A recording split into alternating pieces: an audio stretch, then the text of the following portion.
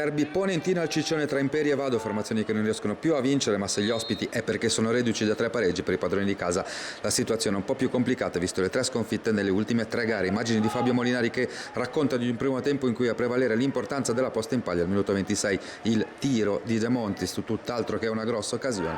In chiusura di frazione un rigore reclamato per un intervento su Aperi. Tutti qui i primi 45 minuti ripresi in cui le emozioni arrivano a partire dal minuto 7 quando termina alta un'incornata di De Montis su ottimo suggerimento da sinistra, fuori la risposta di Aperi. Dall'altra parte è una decina di minuti più tardi Vado che aumenta i giri del motore. Aperi e Costantini ci provano 2 volte nella stessa azione trovando entrambi le attente risposte di Caruso. Al minuto 32 il Vado concretizza la supremazia territoriale di questa ripresa con lo sfondamento di Sebastiano Aperi che viene esteso da Fabbri, si va dal dischetto e lo stesso numero 11 trasforma scegliendo la soluzione centrale. 0-1 per gli ospiti, padroni di casa che nell'ultimo quarto d'ora cercano il pareggio. Sono 2 le occasioni, entrambe per Coppola, entrambe su calcio di punizione, fuori di pochissimo il primo, alto di molto il secondo, troppo poco, e il Vado espugna il Ciccione salendo a centro classifica. Per l'Imperia è notte fonda.